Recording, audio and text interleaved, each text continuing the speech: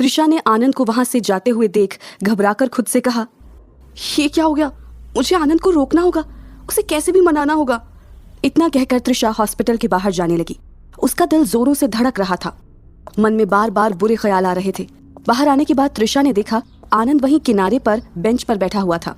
उसके अंदर की नाराजगी त्रिशा साफ साफ देख सकती थी। Please listen to me, try to understand, Trisha Anand के पास जाते हुए बोली। आनंद ने उसे देखते ही कहा, देखो तुम मुझे अपनी बातों में उलझा नहीं सकती। हर बार मैं तुम्हारी बात मान लेता हूँ, मगर इस बार नहीं।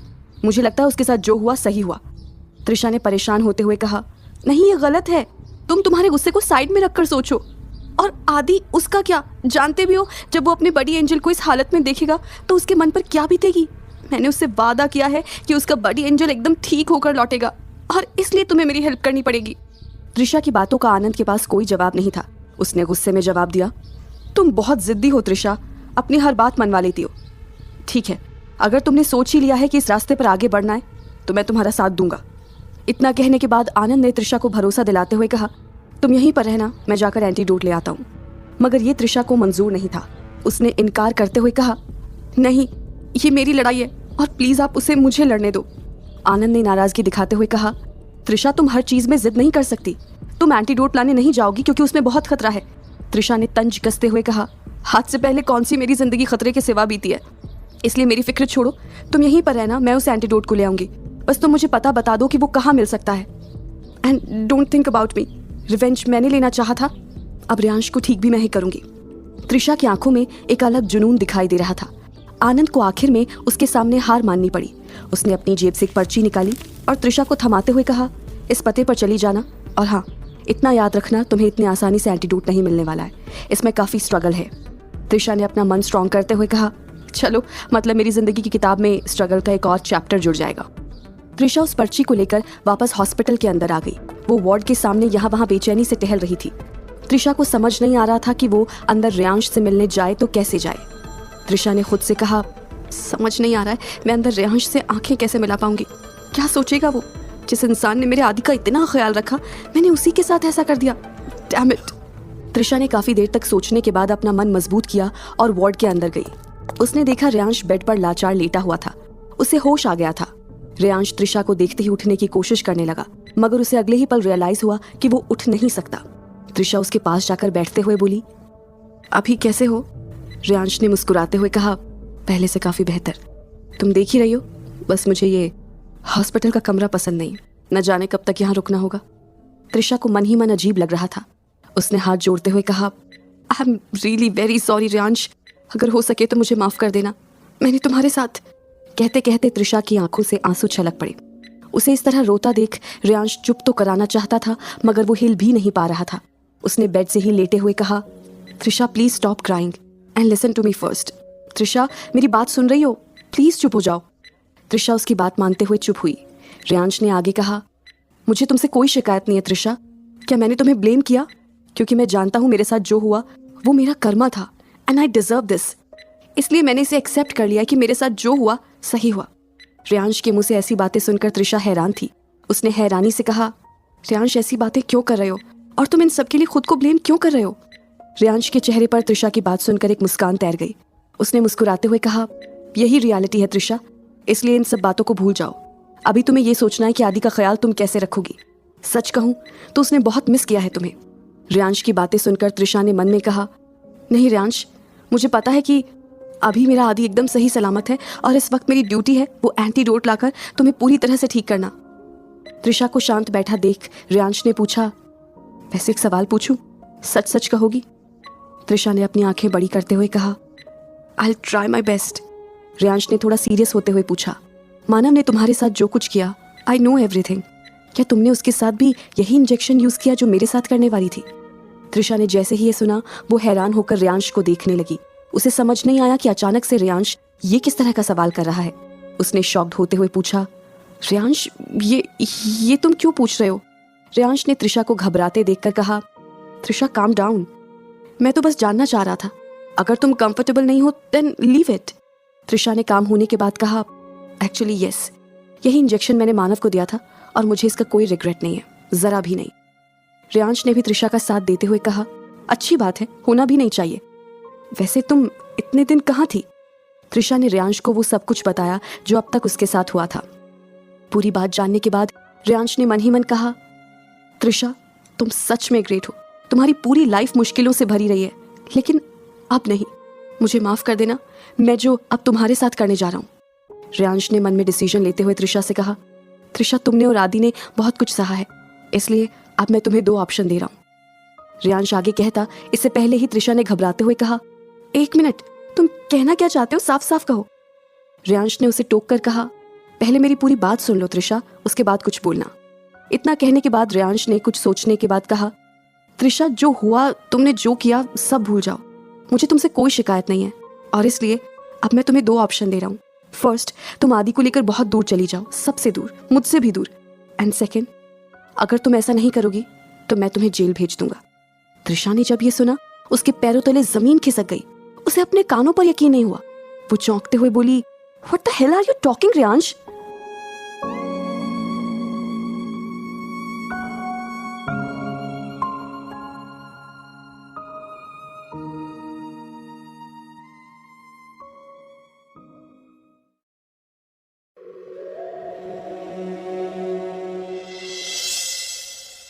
त्रिशा रेयांश की बात सुनने के बाद बुरी तरह से चौंकते हुए बोली, रेयांश ये तुम क्या कह रहे हो?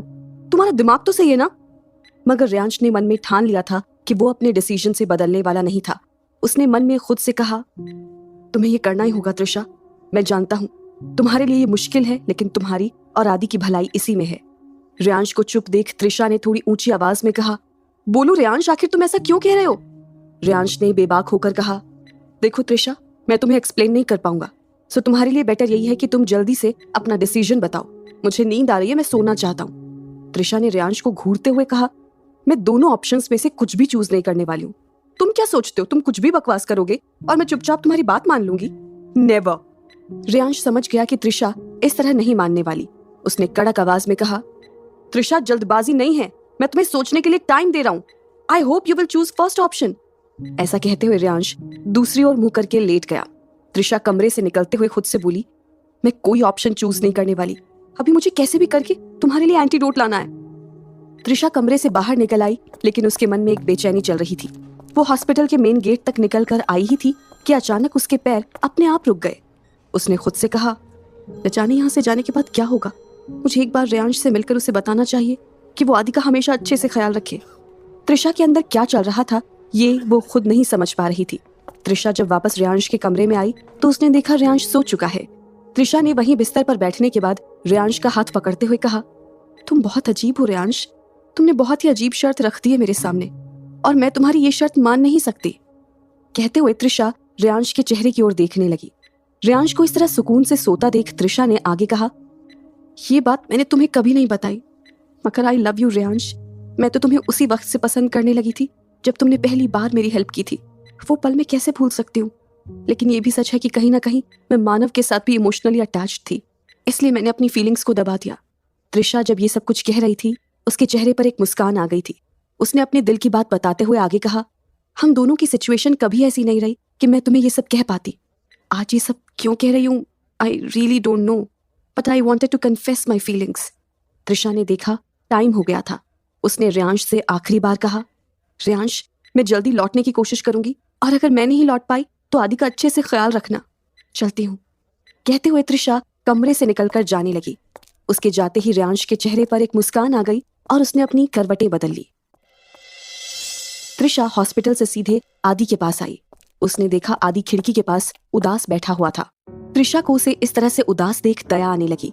उसने आदि को आवाज देते हुए कहा, आदि। आदि तुरंत ही त्रिशा को देखते हुए उसके पास आकर बोला, त्रिशु बड़ी एंजल कहाँ है? वो दिख नहीं रहे, क्या वो आपके साथ नहीं आए? त्रिशा को इसी सवाल की उम्मीद थी। उसने बात को समझते हुए कहा, बड़ी एंजल जल्द ही वापस आएंगे, लेकिन आदि इस तरह से सैड क्यों बैठा था? बड़ी एंजल ने मुझे खास कहा है कि आदि ज्यादा उदास ना हो, नहीं तो बड़ी एंजल भी उदास हो जाएगा। आदि ने मुस्कुराते हुए कहा, नहीं नहीं, आदि हैप्पी है। अपने भाई की मुस्कान देख त्रिशा ने मन में कहा, काश तुम ऐसे ही हमेशा मुस्कुराते रहो आदि। इतना कहने के बाद त्रिशा ने कहा, आदि मेरी बात ध्यान से सुनो, तुम्हें गुड बॉय बनकर रहना है। तुम्हारी त्रिशु बड़ी एंजल को जल्दी से लेकर आएगी, ठीक है? आदि त्रिशा की बात सुनकर बोला, नहीं त्रिशु, इस बार आदि भी जाएगा और बड़ी एंजल को लेकर आएगा। आदि की जिद के सामने त्रिशा सोच में पड़ गई कि वो अब क्या कहे। वो आदि को समझाने की कोशिश कर रही थी, मगर आदि ने जिद पकड़ रखी थी। तभी त्रिशा के दिमाग में एक आइडिया आया। उसने आदि की आंखों में देखते हुए कहा, आदि एक बात बताओ, अगर तुम मेरे साथ आओगे तो यहाँ पर बड़ी एंजल का वेलकम कौन करेगा? इसलिए हम ऐसा करते हैं, मैं बड़ी एंजल को लेने जाती हूँ, तुम यहाँ वेलकम की सारी प्रिपरेशन करो, ओके? मगर आदि इतनी जल्दी कहाँ मानने वाला था। उसने अपना दिमाग चलाते हुए कहा, नहीं, आदि और त्रिशु बड़ी एंजल को लाने जाएंगे और यहाँ वेलकम के लिए ये अंकल रहेंगे ना। त्रिशा ने जब पीछे देखा तो पाया वहाँ आनंद खड़ा था। अब उसके लिए मुसीबत हो गई कि वो आदि को क्या कहे। आनंद ने मामले को संभालते हुए कहा, नहीं नहीं, मुझे कुछ नहीं आता, मैं बस आदि की हेल्प कर सकता हूँ, खुद से सारी तैयारी नहीं कर पाऊंगा। आनंद के ऐसा कहते ही त्रिशा ने आदि से कहा, देखा आदि, इसलिए मैं कह रही थी कि सारी प्रिपरेशन आदि करे। आखिर में आदि ने हाँ में सर हिला दिया। त्रिशा ने उसके माथे पर किस करते हुए कहा, आदि, तुम्हारी त्रिशु बड़ी एंजल को लेकर जल्दी आएगी, टेक केयर। अपने आंसुओं को कंट्रोल करते हुए त्रिशा उस कमरे से बाहर आ गई। बाहर आते ही उसके आंसू छलक पड़े।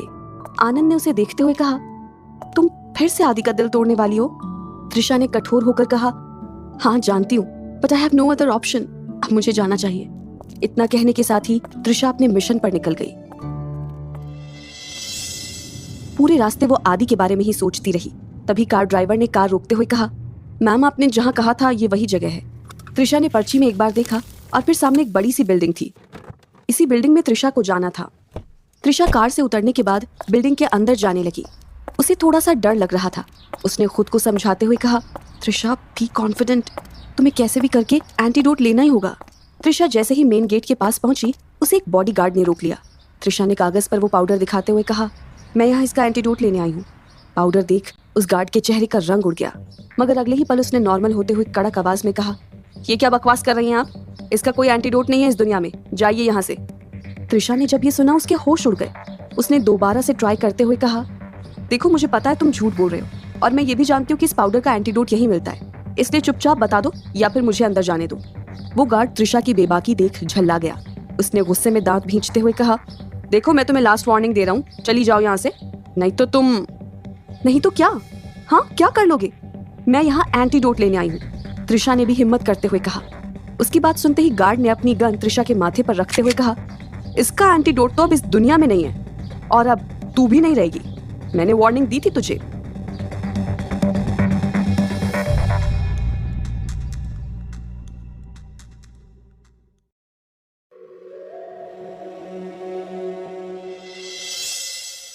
गार्ड त्रिशा को शूट करता इससे पहले ही उसका फोन बजा। उसने फोन उठाया, उस पर से एक आवाज आई, उस लड़की की आंखों पर काली पट्टी बांधकर सामने कार में बैठा दो, इट्स एन ऑर्डर। गार्ड ने हाँ में सर हिलाया और त्रिशा से कहा, तुम्हारी किस्मत अच्छी है, अब चलो मेरे साथ। त्रिशा ने घबराते हुए कहा, कहाँ ले जा रहे हो मुझे? गार्ड ने त्रिशा की आंखों पर पट्टी बांधते हुए कहा, ज्यादा सवाल मत कर और जितना कह रहा हूँ उतना कर। त्रिशा के मन में कई सारे सवाल उठ रहे थे, मगर उसके पास इस वक्त कोई दूसरा रास्ता नहीं बचा था। वो चुपचाप गार्ड के साथ आगे चलने लगी। त्रिशा को जैसे ही कार की बैक सीट पर बैठाया गया, उसका सर घूमने लगा। उसने अपनी पट्टी हटाने की कोशिश की, मगर तब तक वो बेहोश होकर गिर पड़ी। Welcome to my world Trisha, तुम्हें देखकर बहुत खुशी हो रही है, एक भारी आवाज आई। त्रिशा इस आवाज को सुनते ही उठकर बैठ गई। उसने देखा वो एक कमरे में बेड पर बैठी है। उसने कमरे में चारों तरफ देखते हुए कहा, ये मैं कहाँ आ गई? कौन हो तुम? तभी कमरे से हंसने की आवाज आई। त्रिशा को समझ नहीं आ रहा था कि आखिर वो कहाँ आ गई है। वो बेड से उठने ही वाली थी कि सामने से एक शख्स निकलकर त्रिशा के सामने आया। उसे देखते ही त्रिशा चौंक कर बोली, रणविजय, तुम? मैं तुम्हारे कमरे में कैसे? रणविजय ने हंसते हुए कहा, मैंने ही तुम्हें यहाँ बुलाया है त्रिशा। त्रिशा का दिमाग पूरी तरह से घूम चुका था। उसने चिढ़ते हुए कहा, क्यों किया तुमने ये सब? तभी सामने वाले कमरे से एक और शख्स निकलते हुए बोला, हमने कहाँ कुछ किया, ये तो तुम थी जिसे पाउडर का एंटीडोट चाहिए था। त्रिशा ने इस दूसरे शख्स की ओर देखा और उसके पैरों तले जमीन खिसक गई। उसने अपनी आंखें हैरानी से बड़ी करते हुए कहा, अधीर कपूर? त्रिशा के सामने दोनों भाई एक कुटिल मुस्कान लिए खड़े थे। अधीर को देखते ही त्रिशा को पुरानी मेमोरीज याद आने लगी। उसने झल्लाते हुए कहा, क्या तुम्हारे पास एंटीडोट है? अधीर ने त्रिशा के पास जाकर कहा, हाँ, तभी तो तुम यहाँ हो। त्रिशा ने कभी नहीं सोचा था कि जिस शख्स से एक वक्त वो दूर भाग रही थी, आज उसे उसी से हेल्प लेनी होगी। उसने अपनी किस्मत को कोसते हुए कहा, न जाने और क्या क्या देखने को मिलेगा मुझे। त्रिशा को शांत देख रणविजय ने हंसते हुए कहा, त्रिशा, तुमने बताया नहीं, do you need that antidote? Trisha ने धीमी आवाज में कहा, yes, that's why I am here. Ranvijay और अधीर ने त्रिशा का जवाब सुनने के बाद एक दूसरे को देखा। तभी अधीर ने त्रिशा का हाथ पकड़ते हुए कहा, देखा, लोग सच कहते हैं, दुनिया गोल है। हम कभी ना कभी उस इंसान से मिल ही जाते हैं जिससे एक टाइम भाग रहे होते हैं। त्रिशा को अधीर का टच बिल्कुल पसंद नहीं आ रहा था। उसने अपना हाथ हटाते हुए कहा, लेकिन मैं कैसे मान लूं कि तुम्हारे पास जो एंटीडोट है वो इसी पाउडर का है और वो काम भी करता है? अधीर ने त्रिशा की तारीफ करते हुए कहा, smart girl, but don't worry my love, let me show you sample. Adhir के इतना कहते ही रणविजय ने एक आदमी को बुलाया और उस पाउडर को पानी में मिक्स करके पिला दिया। थोड़ी ही देर में उस आदमी का पूरा शरीर पैरालाइज्ड हो गया। उसकी भी वही हालत हो गई जो रियांश की हुई थी। रणविजय ने इसके बाद एक छोटी सी एंटीडोट की शीशी निकाली और उसे इंजेक्शन में फिल करते हुए कहा, अब इस एंटीडोट का असर देखना। इतना कहने के साथ ही रणविजय ने उस आदमी को इंजेक्शन लगा दिया। त्रिशा सब कुछ बड़े ध्यान से देख रही थी। अधीर ने उसकी ओर अजीब नजरों से देखते हुए कहा, जब तक उसकी बॉडी में एंटीडोट घुलता है हम डील कर लें। डील वर्ड सुनते ही त्रिशा ने चौंक कर कहा, कैसी डील? अधीर ने त्रिशा के पास जाते हुए कहा, अब मैं तुम्हें ये एंटीडोट फ्री में तो दूंगा नहीं, इसलिए let's make a deal. Trisha चुपचाप सुन रही थी। अधीर ने मुस्कुराते हुए कहा, मैं तुम्हें ये एंटीडोट दूंगा, बदले में तुम्हें हम दोनों की मिस्ट्रेस बनना होगा। व्हाट से? है ना बढ़िया डील? त्रिशा को अपने कानों पर यकीन नहीं हुआ। उसने शिकायत के स्वर में कहा, तुम मेरी मजबूरी का फायदा उठा रहे हो। This is not fair Adhir. Everything is fair in love and war.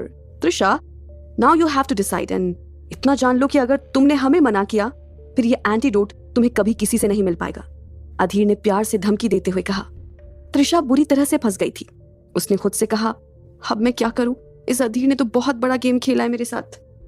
Trisha सोच ही रही थी कि जमीन पर पड़ा आदमी उठ खड़ा हुआ। रणविजय ने मुस्कुराकर कहा, ये देखो त्रिशा, हमारे पास ओरिजिनल एंटीडोट है, ये प्रूव हो गया।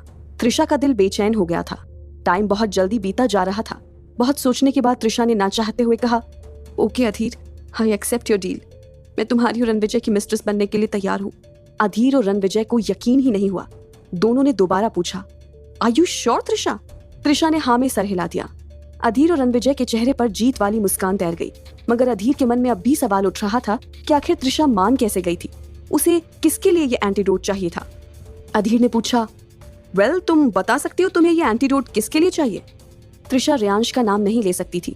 वो काफी देर तक सोचने के बाद बोली, एक्चुअली गलती से मेरे छोटे भाई ने ये पाउडर पानी में मिला दिया और पी गया। त्रिशा की सफाई पर अधीर और रणविजय को यकीन हो गया। दोनों एंटीडोट देने के लिए तैयार थे। त्रिशा ने अपनी कुर्बानी देकर एंटीडोट हासिल कर लिया था, लेकिन वो अब तक घर नहीं लौटी थी, इसलिए आदि के साथ खेल रहे आनंद को बार बार त्रिशा की चिंता सता रही थी। तभी आनंद को एक फोन आया। उसने फोन उठाते ही पूछा, हाँ कौन? फोन की दूसरी तरफ से आवाज आई, सर आपके लिए किसी त्रिशा ने पार्सल भेजा है। मैं यहाँ चौराहे पर हूँ, आप मुझसे पार्सल कलेक्ट कर लीजिए। ये सुनते ही आनंद डर गया। उसे समझ नहीं आ रहा था कि आखिर त्रिशा ने खुद आने के बजाय पार्सल क्यों भेजा था। आनंद ने आदि से कहा, तुम यहीं पर रहो, मैं थोड़ी देर में आता हूँ। इतना कहने के बाद आनंद ने बाहर खड़ी एक लेडी से कहा, आदि का ध्यान रखना। इसके बाद आनंद जल्दी जल्दी चौराहे की ओर बढ़ने लगा। उसका दिल जोरों से धड़क रहा था। त्रिशा ठीक तो होगी ना? उसे कुछ हुआ तो नहीं होगा? कहते हुए आनंद चौराहे पर पहुंचा। तभी उसने सामने डिलीवरी बॉय को देखा। पार्सल लेने के बाद आनंद किनारे जाकर उसे खोलने लगा। वो बहुत ज्यादा बेचैन हो गया था। आनंद ने देखा पार्सल में इंजेक्शन और मेडिसिन था। वो समझ गया कि त्रिशा को एंटीडोट मिल चुका था। आनंद ने झल्लाते हुए कहा, लेकिन तुम कहाँ हो त्रिशा? किस हालत में हो? आनंद ने देखा कि टाइम बीत रहा था और वो ज्यादा देर नहीं कर सकता था। आनंद कैब पकड़कर तुरंत ही हॉस्पिटल पहुंचा। उसने देखा इस वक्त चारों तरफ सन्नाटा फैला हुआ था। सुबह का वक्त था, जिसके कारण आनंद को अच्छा मौका मिल गया था। यहाँ वहाँ किसी का ध्यान नहीं है, ये देखकर आनंद रियांश के वार्ड में चला गया। रियांश अभी अभी सोकर उठा था। रियांश ने आनंद को देखते ही कहा, मैं सोच ही रहा था कि कोई अब तक आ क्यों नहीं रहा। वैसे त्रिशा कहाँ है? आनंद एकदम से शॉक्ड हो गया। उसे समझ नहीं आ रहा था कि वो अब उसे क्या बताए।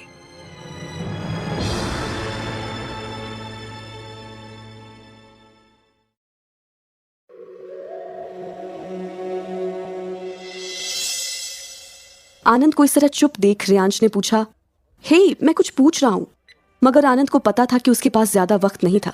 उसने मन में खुद से कहा, त्रिशा का काम मुझे जल्दी खत्म करना होगा और यहाँ से निकलना होगा। आनंद इंजेक्शन निकालकर एंटीडोट फिल करने लगा। रियांश ने जैसे ही देखा वो चौंकते हुए बोला, ये क्या कर रहे हो? आनंद ने देखा रियांश काफी घबरा गया है और उसका पूरा शरीर सुन्न पड़ा हुआ था। इस कारण आनंद के लिए ज्यादा मुश्किल नहीं होने वाली थी। आनंद ने धीमी आवाज में कहा, देखो चिल्लाओ मत, मैं जो भी कर रहा हूँ तुम्हारे अच्छे के लिए कर रहा हूँ। मगर रियांश को आनंद की बात पर भरोसा नहीं हुआ। वो हड़बड़ाते हुए बोला, देखो ये तुम गलत कर रहे हो। अगर तुम सोच रहे हो कि मैं हिलडुल नहीं सकता तो तुम कुछ भी कर लोगे, तो ऐसा नहीं है। चुपचाप चले जाओ यहाँ से, नहीं तो मैं चिल्लाकर सिक्योरिटी को बुला लूंगा। रियांश की बातें सुनते ही आनंद ने पास जाकर कहा, तुम्हें एक बार में मेरी बात समझ नहीं आ रही है? मुझ पर भरोसा रखो। रियांश ने गुस्से से देखते हुए कहा, तुम मुझे भरोसा रखने के लिए कह रहे हो? त्रिशा को आने दो, I will tell her your reality. Anand Riyansh की बकबक से इरिटेट हो रहा था। उसने रियांश को घूरते हुए कहा, ठीक है बता देना, अभी मुझे मेरा काम करने दो। ऐसा कहते हुए आनंद रियांश को इंजेक्शन लगाता इससे पहले ही एक नर्स कमरे में आ गई। उसने आनंद को देखते ही कहा, कौन हो तुम और ये पेशेंट को कौन सा इंजेक्शन लगा रहे हो? आनंद के लिए अब मुश्किल हो गई थी। वो समझाने की कोशिश करते हुए बोला, देखिए आप मुझे गलत समझ रही हैं, ये एक एंटीडोट है इनके लिए। आनंद अपनी पूरी बात कहता इससे पहले नर्स ने कहा, आई एम कॉलिंग सिक्योरिटी, मुझे तो तुम कोई सनकी लग रहे हो। आनंद अपने बारे में नर्स को बता पाता इससे पहले ही नर्स चिल्ला पड़ी, अब क्या करूं? ये तो मैं बुरी तरह फंस गया। त्रिशा को क्या जवाब दूंगा? आनंद खुद में सोच रहा था, तभी उसने नर्स के हाथ में ट्रे देखा जिसमें कुछ मेडिसिन और इंजेक्शन रखे हुए थे। आनंद के पास अब और कोई रास्ता नहीं बचा था। वो वहां से भागने की कोशिश करने लगा और इसी बीच उसने नर्स को जानबूझकर टक्कर मार दी। नर्स के हाथ से ट्रे गिर गया। आनंद ने मौका देखते ही एंटीडोट वाली इंजेक्शन दूसरे इंजेक्शन से एक्सचेंज कर दिया। वो भी दरवाजे तक भागकर आया ही था कि 2 सिक्योरिटी गार्ड्स ने आकर आनंद को पकड़ लिया। नर्स ने दोनों गार्ड से कहा, गार्ड्स इसे ले जाओ, पता नहीं क्या सोचकर यहाँ आया था। आनंद दोनों गार्ड्स को समझाने की कोशिश करने लगा मगर उसकी एक न चली। वो बस मन ही मन अब यही सोच रहा था कि काश वो नर्स रियांश को एंटीडोट वाला इंजेक्शन लगा दे। एक तरफ आनंद जहां ऐसा सोच रहा था तो वहीं दूसरी तरफ त्रिशा खिड़की के सामने खड़ी होकर गहरे ख्यालों में डूबी हुई थी। आई होप आनंद को पार्सल मिल गया होगा और उसने रियांश को इंजेक्शन लगा दिया होगा, त्रिशा ने सोचते हुए कहा। तभी अधीर ने उसे पीछे से पकड़ते हुए त्रिशा के कान में धीरे से कहा, इस जगह को इतने प्यार से मत देखो, you might fall in love. Trisha ने बिना किसी इमोशन के कहा, व्हाई नॉट, जब मुझे इसी जगह पर रहना है तो अच्छा है मैं इस जगह से प्यार कर लूं। त्रिशा ये सुनकर चौंक गई। उसने चौंकते हुए कहा, वेयर आर यू गोइंग? अधीर बस मुस्कुराकर वहां से चला गया। त्रिशा के मन में बेचैनी उठने लगी मगर वो कुछ कर नहीं सकती थी क्योंकि वो अब अधीर और रणविजय की मिस्ट्रेस बन चुकी थी। करीब 15 मिनट बाद त्रिशा नीचे आई तो उसने देखा कि अधीर और रणविजय रेडी होकर उसका ही इंतजार कर रहे थे। त्रिशा ने फिर से पूछा, हम कहाँ जा रहे हैं? पता चल जाएगा, अधीर ने कहा। इसके बाद तीनों वहां से कार से निकल गए। त्रिशा पूरे रास्ते सोचती हुई जा रही थी। कुछ दूर जाने के बाद तीनों कार से उतरे। तभी एक गार्ड आकर बोला, सर शिप इज रेडी। उसकी बात सुन जहां त्रिशा चौंक गई वहीं रणविजय ने अपने भाई की ओर देखकर कहा, भाई आर यू रेडी? अधीर ने एक्साइटेड होते हुए कहा, यस सुपर रेडी। कितना मजा आएगा ना, एक आइलैंड, एक मिस्ट्रेस और हम दो। It is going to be fun. जैसे ही त्रिशा ने सुना कि वो कोई आइलैंड पर जा रही है उसके दिल की धड़कनें तेज हो गई। उसने घबराते हुए खुद से कहा, ये कैसे हो सकता है? मैं इनके साथ किसी आइलैंड पर चली गई तो मैं दोबारा आदि से नहीं मिल पाऊंगी। अधीर ने त्रिशा को टेंशन में देख कहा, क्या हुआ, तुम परेशान लग रही हो? अपने भाई के बाद तुरंत रणविजय ने कहा, Trisha you don't need to worry, हम तुम्हारे साथ बहुत ही जेंटल रहेंगे। थोड़ी ही देर में त्रिशा को शिप में बैठा दिया गया। अधीर और रणविजय काफी खुश थे। अधीर ने एक ड्रिंक का ग्लास त्रिशा को देते हुए कहा, ये सेलिब्रेट करने का टाइम है, लेट्स सेलिब्रेट। त्रिशा ने आखिरी बार शहर को देखा और आंख बंद करके उस ड्रिंक को पीने लगी। थोड़ी ही देर में उसका सर भारी होने लगा। उसने अधीर से कहा, ये तुमने ड्रिंक में क्या मिलाया था, सच बताओ। तभी अधीर मुस्कुराते हुए बोला, हम कोई रिस्क नहीं ले सकते इसलिए हमने ये किया। मैं नहीं चाहता कि तुम्हें पता चले हम कहाँ जा रहे हैं और किस रास्ते से जा रहे हैं। त्रिशा ने जब ये सुना उसके होश उड़ गए। उसने परेशान होते हुए कहा, ऐसा तुम कैसे कर सकते हो, दिस इज नॉट फेयर। कहते कहते त्रिशा के सामने सब कुछ धुंधला सा दिखाई देने लगा। वो वहीं पर बेहोश हो गई। अगली सुबह अचानक से त्रिशा की आंख खुली। उसने देखा उसके सामने अधीर बैठा हुआ है। त्रिशा हड़बड़ाते हुए उठकर बोली, ये कौन सी जगह है?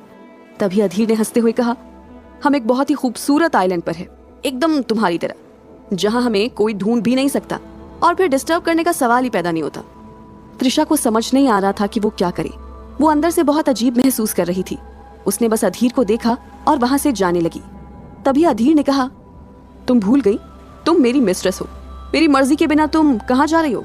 जाओ और जल्दी से रेडी होकर आओ। We need to discuss rules and regulations. ये वर्ड सुनते ही त्रिशा ने चौंक कर कहा, मुझे नहीं पता था कि एक मिस्ट्रेस के रूल्स और रेगुलेशंस भी होते हैं। त्रिशा की बात सुनते ही अधीर ने मुस्कुराते हुए कहा, हाँ अभी रूल्स तो डिस्कस करने पड़ेंगे ना, क्योंकि भूलो मत तुम 2 लोगों की मिस्ट्रेस हो। ये शब्द त्रिशा को मानो चुभ रहे थे। उसे अपने फैसले पर रिग्रेट हो रहा था, मगर वो चाहकर भी कुछ नहीं कर सकती थी। अधीर ने कमरे से जाते हुए कहा, वार्डरोब में कपड़े पड़े हैं तुम्हारे, जल्दी से रेडी होकर आओ। त्रिशा ने जब वार्डरोब देखा तो चौंक गई। वहां पर लॉन्ग शर्ट्स और नाइट गाउन्स ही थे। त्रिशा जानती थी उसे यही पहनना होगा। वो थोड़ी ही देर में रेडी हो गई और दांत भींचते हुए खुद से बोली, आज से इस न्यू लाइफ के लिए तैयार हो जाओ त्रिशा, जिसे तुमने खुद चुना है।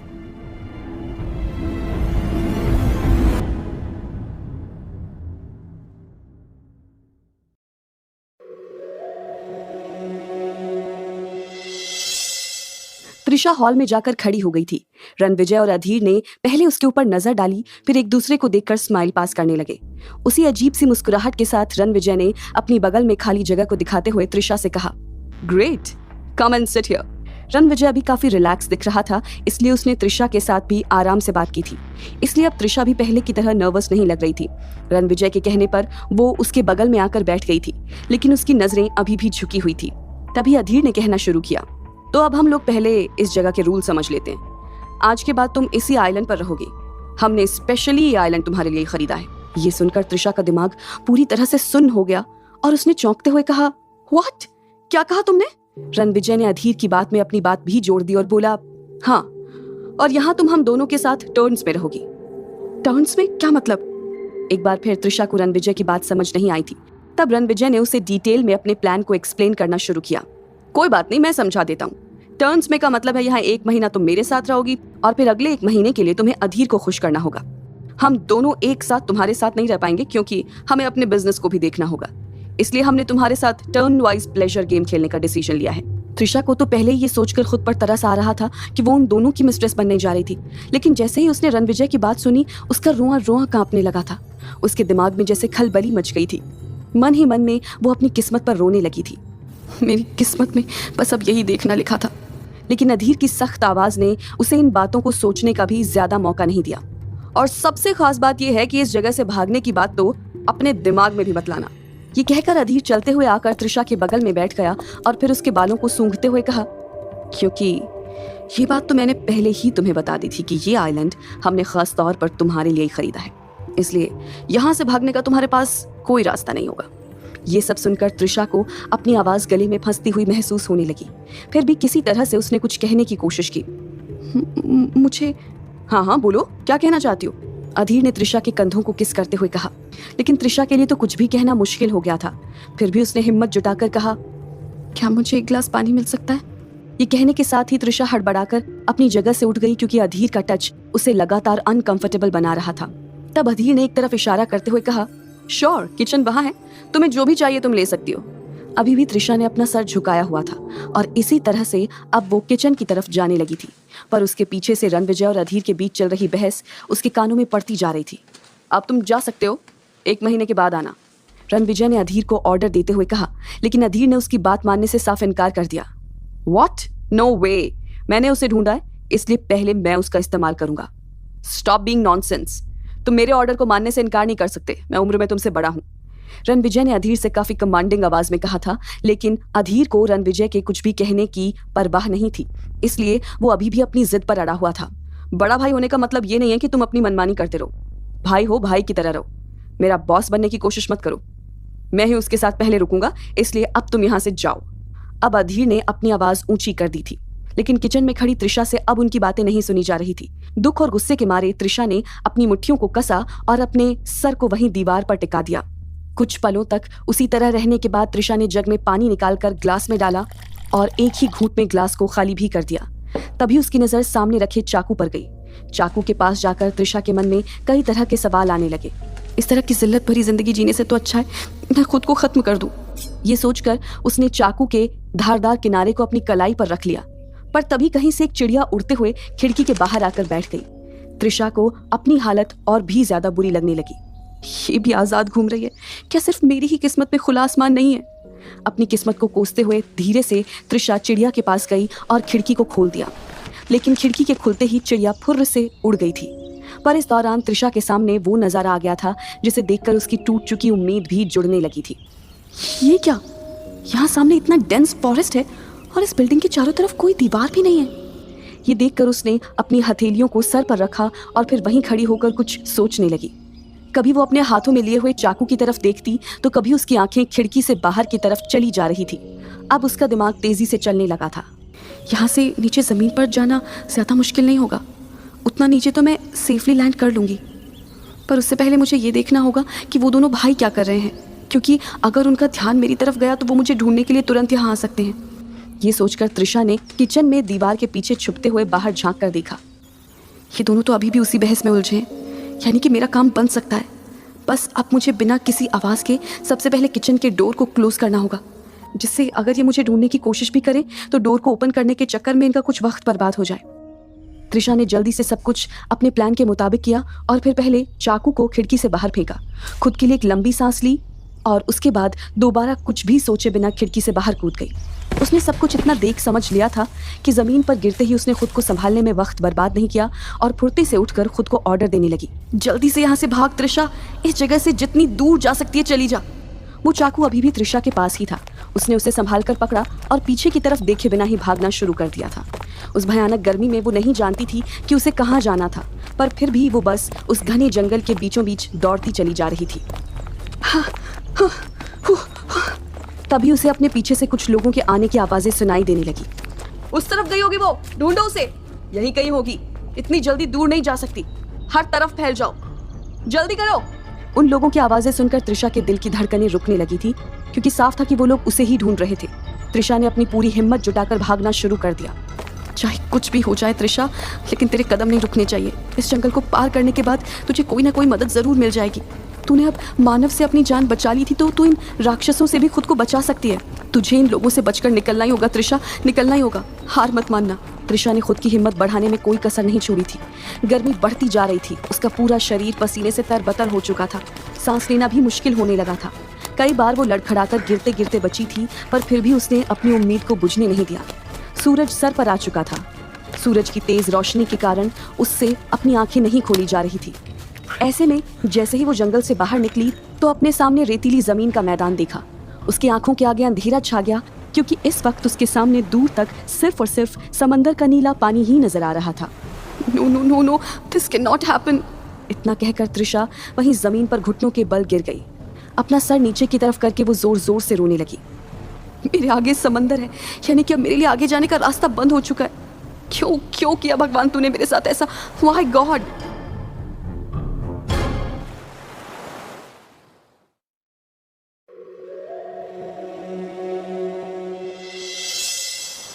त्रिशा ने अपने दोनों हाथों को जमीन पर मारना शुरू कर दिया। अब उसे अपने बचने की कोई उम्मीद नजर नहीं आ रही थी। त्रिशा ने अपने दोनों हाथों से अपने चेहरे को ढक लिया और सिसकते हुए रोने लगी। तभी उसके कानों में वही जानी पहचानी क्रूअल आवाज आने लगी, जिससे बचते हुए वो यहाँ भाग आई थी। मैंने तुम्हें पहले ही वार्न कर दिया था कि यहाँ से भागने की कोशिश मत करना। यह अधीर की आवाज थी, जो कि अभी त्रिशा के पीछे अपनी गन को उसकी कनपट्टी पर टिकाकर खड़ा था। अधीर की आवाज की बेरहमी को समझकर भी त्रिशा ने ना तो उससे कुछ कहा और ना ही अपनी जगह से हिलने की कोशिश की। बस उसी तरह बैठकर रोती रही, लेकिन अधीर की आंखें गुस्से से लाल हो चुकी थी। तुमने हमारी बात ना मानकर अपनी जिंदगी की सबसे बड़ी गलती कर दी है, इसलिए अब तुम्हें उसका नतीजा भी भुगतना होगा। मैं तुम्हें इसी वक्त मौत की नींद सुला दूंगा। धीरे से त्रिशा ने अपना सर उठाया और अधीर की आंखों में देखते हुए कहा, अच्छा ही होगा कि तुम मुझे मार दो। तुम दोनों बारी बारी से मुझे नोच कर खाओगे, उससे बेहतर तो यही होगा कि मैं मर जाऊं। ये कहकर त्रिशा ने अचानक से अधीर के हाथों को पकड़ लिया और एक ही झटके में उसकी गन के मुंह को अपने माथे से चिपका दिया। Shoot me, shoot me, just one bullet and I will be gone, shoot मी। तभी गोली की एक तेज आवाज के गूंजने से जैसे वो जंगल भी कांप गया और त्रिशा की आंखें चौड़ी होकर बाहर आने लगी। गोली चलने के साथ एक जोरदार चीख ने उसके कानों के पर्दे को फाड़ दिया। चीखने की यह आवाज अधीर की थी और इस चीख के साथ ही उसके हाथों से गन छूटकर नीचे गिर गई। अधीर कराहते हुए अपनी कलाई को पकड़कर वहीं पर बैठ गया, क्योंकि अभी अभी जिस गोली की आवाज ने उस शांत माहौल को डरा दिया था, वो गोली अधीर की हथेली को पार करके निकली थी। ये गोली किसने चलाई? दर्द से छटपटाते हुए अधीर ने चारों तरफ हैरानी से देखा और फिर हवा में ही ये सवाल फेंक दिया। यहाँ तक कि त्रिशा को भी कुछ समझ नहीं आ रहा था। तभी उसकी नजर समुद्र की लहरों की तरफ चली गई। वहां एक बोट दूर से उन दोनों की तरफ आती दिख रही थी। त्रिशा ने अपने आप से सवाल किया, वो उस बोट में कौन है? अभी त्रिशा उस आदमी को पहचानने की कोशिश कर ही रही थी, तभी उसे अपने सवाल का जवाब भी मिल गया और करीब करीब चीखते हुए उसने कहा, रियांश, वो तो रियांश है। जिंदगी से हार मान चुकी त्रिशा के चेहरे पर अब उम्मीद की एक नई चमक दिखाई देने लगी थी। रियांश यहाँ? लेकिन वो यहाँ कैसे आया? पर ना तो त्रिशा को उसकी बात पूरी करने का मौका मिल पाया और ना ही उसके होठों की मुस्कुराहट ज्यादा देर तक टिक पाई, क्योंकि बोट को देखते ही अधीर के आदमियों ने रियांश पर गोलियां बरसानी शुरू कर दी थी। त्रिशा को इस वक्त कुछ भी समझ नहीं आ रहा था, क्योंकि रियांश को सही सलामत देखने की खुशी उसकी अपनी बुरी हालत पर भारी पड़ने लगी थी। Riyansh, finally he has recovered, finally. यहाँ तक कि अधीर के आदमियों की चलाई हुई एक बुलेट करीब करीब उसके कानों को छू कर निकल गई, पर फिर भी वो उसी तरह से बेअसर होकर बोट को देख रही थी। जबकि अधीर को माहौल के गड़बड़ होने का अंदाजा हो चुका था, इसलिए उसने अपनी हथेली से निकलते खून को अनदेखा करके त्रिशा के हाथों को कसकर पकड़ा और उसे घसीटते हुए वहां से ले जाने लगा। तू चल मेरे साथ। उसकी आवाज में त्रिशा के लिए कोई रहम महसूस नहीं हो रहा था, लेकिन अब त्रिशा को अधीर का विरोध करने के लिए एक सहारा नजर आने लगा था।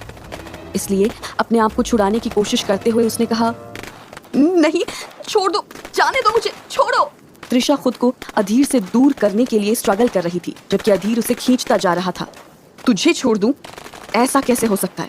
अधीर के आदमी, जो कि अभी भी रियांश के ऊपर गोलियां चला रहे थे, अधीर ने अब उन्हें अपनी ढाल बना लिया था, जबकि त्रिशा अब भी तड़पती हुई चिल्ला रही थी, नहीं नहीं, मत करो ऐसा। पर अधीर जबरदस्ती उसे लेकर जंगल के बीचों बीच उसी जगह पर पहुंच चुका था जहां से त्रिशा ने भागने की कोशिश की थी। मुझे तो पहले ही समझ जाना चाहिए था कि तुम शक्ल से जितनी मासूम दिखती हो, असल में अंदर से उतनी ही चालू होगी। मैंने कभी नहीं सोचा था कि तुम इतनी बड़ी ट्रबल मेकर निकलोगी। मैंने ही तुम्हें पहचानने में गलती कर दी। अधीर ने त्रिशा के दोनों हाथों को पकड़ा हुआ था और त्रिशा खुद को उसके साथ जाने से रोकने की भरपूर कोशिश कर रही थी, लेकिन अधीर की ताकत के आगे उसका कोई जोर नहीं चल पा रहा था। Leave me, I said leave me. कभी नहीं। और आज मैं तुम्हें हमें धोखा देने की ऐसी सजा दूंगा कि तुम सारी जिंदगी उसे याद रखोगी। हमने तुम्हारी जान बचाई और तुमने हमारे साथ ही चीटिंग की। तुम्हें इसकी कीमत तो चुकानी ही पड़ेगी। अधीर ने गुस्से में पागल होकर त्रिशा को चेतावनी देते हुए कहा। वो पूरी तरह से अपना आपा खो चुका था, इसलिए जैसे ही वो त्रिशा को लेकर बिल्डिंग में पहुंचा, उसने उसे रणविजय के आगे जमीन पर पटक दिया। लो, ले आया मैं इसे। लेकिन अभी रणविजय का ध्यान त्रिशा को छोड़कर अपने भाई अधीर पर चला गया था और उसने शॉक्ड होकर कहा, What happened to your hand? इस सवाल को पूछते वक्त रणविजय के चेहरे पर तनाव नजर आ रहा था और वो हड़बड़ाते हुए उठकर खड़ा हो गया। लेकिन अधीर ने रणविजय के सवाल का कोई जवाब ना देते हुए उसे दूसरी ही प्रॉब्लम के बारे में बता दिया। किसी ने हमारे सीक्रेट आइलैंड का पता लगा लिया है और मेरी गट फीलिंग कह रही है कि ये सब इसी की वजह से हुआ है। अधीर ने त्रिशा को घूरते हुए चिल्लाकर कहा। फिर उसने अपनी गन को टेबल पर पटका और तुरंत फर्स्ट एड बॉक्स ढूंढने लगा। त्रिशा अभी भी जमीन पर गिरी पड़ी थी। अपनी दोनों हथेलियों को जमीन से टिकाकर वो खुद को संभालने की कोशिश कर रही थी। अधीर के खुलासे से रणविजय की भौहें भी तन चुकी थी। उसने अपनी वहशी नजरों से त्रिशा को घूरते हुए कहा, हमें इसका कुछ करना पड़ेगा। या डेफिनेटली। ये कहकर अधीर ने त्रिशा की तरफ खा जाने वाली नजरों से देखा, पर रियांश को देखने के बाद अब त्रिशा में भी हिम्मत आ चुकी थी, इसलिए उसने पूरे विश्वास के साथ कहा, तुम लोग मुझे कभी छू भी नहीं पाओगे। बड़ा कॉन्फिडेंस आ गया तुम्हारे अंदर। और ऐसा हुआ कैसे?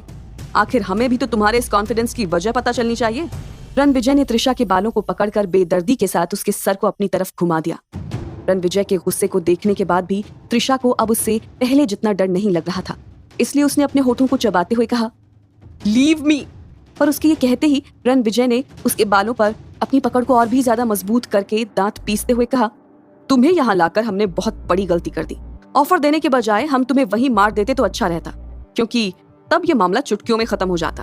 हालांकि त्रिशा खुद के लिए लड़ने की पूरी कोशिश कर रही थी, पर फिर भी वो रणविजय के खतरनाक इरादों को समझ चुकी थी। उधर रणविजय ने अपने उस इरादे को अंजाम देने का फैसला कर लिया था, इसलिए उसने फौरन अपनी गन निकालकर त्रिशा की तरफ तान दी। कोई बात नहीं, चलो सारा किस्सा अब खत्म कर दिया जाए। और वो भी तुम्हारे पीछे पीछे यहाँ तक आ गया है, अब उसे भी हमारे सीक्रेट आइलैंड को ढूंढने की सजा भुगतनी पड़ेगी। तुम्हारे साथ साथ मैं उसकी लाश भी यहीं गाड़ दूंगा। ये कहकर रणविजय गन के ट्रिगर को दबाने जा ही रहा था कि तभी एक जोरदार आवाज के साथ हॉल का दरवाजा खुल गया। उस दरवाजे के दूसरी तरफ रियांश खड़ा हुआ था। त्रिशा की आंखों में देखकर रियांश ने रणविजय और अधीर को चेतावनी देते हुए कहा, उसे नुकसान पहुंचाने की सोचना भी मत। रणविजय ने जैसे ही रियांश की आवाज सुनी तो अपनी नजरों को दरवाजे की तरफ घुमा दिया। फिर जैसे ही उसने रेयांश का चेहरा देखा तो डर के मारे उसके हाथ पैर अपनी जगह पर ही हिलना शुरू हो गए। हाथों में गन होने के बावजूद उसकी उंगलियां कांपने लगी थी। लेकिन त्रिशा की नजर अभी रणविजय के ऊपर नहीं बल्कि रेयांश के ऊपर थी। उसने रेयांश को ध्यान से देखा और फिर वहीं से चिल्लाते हुए कहा, ये क्या कर रहे हो रेयांश? इस आदमी ने मेरे ऊपर गन तान रखी है और तुम बिना किसी हथियार के एक जगह खड़े होकर इन्हें सिर्फ मुंह से वार्निंग देने में लगे हो। कहीं तुम्हारा दिमाग तो खराब नहीं हो गया? लेकिन त्रिशा को मालूम नहीं था कि अब आगे क्या होने वाला था, क्योंकि रेयांश को देखते ही रणविजय ने अपनी गन वापस ले ली थी और अब वो खौफ भरी नजरों के साथ सिर्फ उसे ही देख रहा था।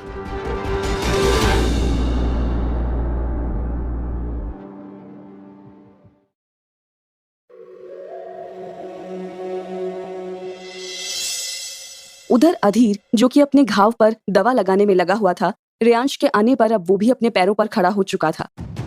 लेकिन उसकी हालत रणविजय की तरह खराब नहीं थी, पर जैसे उसे भी किसी बात का डाउट होने लगा था, इसलिए बिना कुछ सोचे समझे ही उसके मुंह से निकल गया, I have seen you somewhere। लेकिन रेयांश ने उसके इस सवाल का कोई जवाब नहीं दिया और सीधा त्रिशा के पास पहुंच गया। रेयांश को देखकर त्रिशा फौरन खड़ी हो गई और रेयांश ने उसे अपनी बाहों में ले लिया। रेयांश के पास जाकर त्रिशा का डर पूरी तरह से गायब हो चुका था, पर फिर भी इतनी देर से उसकी घबराहट अब आंसुओं में बदलने लगी थी। लेकिन अभी भी उसे खुद से पहले रेयांश की फिक्र थी। थैंक गॉड रेयांश, मैं तुम्हें बता भी नहीं सकती कि तुम्हारी तबीयत ठीक देखकर मुझे कितनी खुशी हो रही है। त्रिशा को अपनी बाहों के घेरे में लेकर भी रेयांश की नजरें रणविजय पर टिकी हुई थी, जो इस वक्त डर के मारे किसी सूखे पत्ते की तरह कांप रहा था। रणविजय बोला, आई एम सॉरी बॉस, मुझे मालूम नहीं था। रणविजय ने हकलाते हुए सफाई देने की कोशिश की। उसकी हिम्मत नहीं हो रही थी कि वो रेयांश की आंखों में आंखें डालकर उससे बात कर पाता, लेकिन अब चौंकने की बारी त्रिशा की थी। What boss? रणविजय के मुंह से ये शब्द सुनकर त्रिशा को जैसे 440 वोल्ट का झटका लगा था। मैं तुम्हारा बॉस नहीं हूँ, रेयांश ने बेहद ठंडेपन के साथ रणविजय से कहा। नहीं बॉस, भले ही आपने हमारी दुनिया को बहुत पहले छोड़ दिया था, पर फिर भी आप हमेशा ही हमारे बॉस रहेंगे। रणविजय ने सर झुकाते हुए धीरे से रेयांश से कहा। Oh really? अगर ऐसा है तो तुम्हारी हिम्मत भी कैसे हुई त्रिशा को हाथ लगाने की? रेयांश ने बेहद तल्ख आवाज में रणविजय से पूछा। रणविजय की घबराहट अब भी उसी तरह से बनी हुई थी, इसलिए उसने डरते हुए कहा, हमें मालूम नहीं था कि इसका कनेक्शन आपके साथ था। ये सब मेरे भाई की लापरवाही है। ये उसकी खूबसूरती देखकर इतना पागल हो गया था कि उसने इसका बैकग्राउंड तक चेक नहीं किया। रणविजय ने अपनी बात एक्सप्लेन करते हुए अब सारा इल्जाम अधीर पर लगा दिया था, और ये सुनकर अधीर रणविजय के ऊपर भड़क गया। What nonsense? Why are you blaming me? अधीर के इतना कहते ही रणविजय ने घूर कर उसकी तरफ देखा और आंखों ही आंखों में उसे शांत रहने के लिए कहा। और तब तक रेयांश एक्शन में आ चुका था। ऐसा लग रहा है अपनी एक टांग गंवाना तुम्हारे लिए काफी नहीं था, तुम्हें तो इससे भी कड़ी सजा की जरूरत है। ये कहकर रेयांश आराम से काउच पर बैठ गया। रेयांश के आगे रणविजय की हालत किसी डरे हुए पालतू कुत्ते की तरह हो गई थी, इसलिए उसने गिड़गिड़ाते हुए कहा, नहीं बॉस, ऐसी बात नहीं है। ये सुनकर रेयांश ने अपने दोनों पैरों को टेबल पर फैलाते हुए रणविजय से सवाल किया, तो फिर कैसी बात है? रणविजय अपनी तरफ से बताने की पूरी कोशिश कर रहा था, पर उसके मुंह से शब्द नहीं निकल पा रहे थे। मैं अब रेयांश का ध्यान त्रिशा की तरफ चला गया, जो अभी भी उसी तरह से हैरान होकर खड़ी थी। यहाँ आ जाओ त्रिशा, मेरे पास आकर बैठो। रेयांश की बात मानकर त्रिशा उसके करीब आकर बैठ तो गई, पर वो अभी भी कंफ्यूज ही थी। I am not able to understand anything Reyansh. तुम भी समझ जाओगी, पर पहले मुझे इनकी बात तो समझ लेने दो। ये कहकर इस बार रेयांश ने अपनी नजरें अधीर पर टिका दी और उससे कहने लगा, अभी तुमने कहा कि तुमने मुझे कहीं देखा था, राइट? चलो मैं तुम्हें याद दिला देता हूँ कि तुमने मुझे कहाँ देखा था। फिर कुछ भी बताने से पहले रेयांश ने अपनी 10 उंगलियों को एक दूसरे में फंसाते हुए उन्हें कसा और बोलने लगा, क्या वाकई तुम्हें याद नहीं? ओह सॉरी, तुम तो अंधेरे की वजह से मेरा चेहरा ही नहीं देख पाए थे। ये सब सुनकर अधीर ने चौंकते हुए कहा, व्हाट? तो तुम वही हो? इसके बाद अधीर रणविजय के पास पहुंच गया और उसे बताने लगा, अब सारी बात साफ हो गई है भाई, हमें वो आदमी मिल गया है, क्योंकि यही है वो आदमी। अधीर की बात सुनकर रणविजय ने उसे देखते हुए कहा, shut up Adhir, do you have any idea who you are talking about?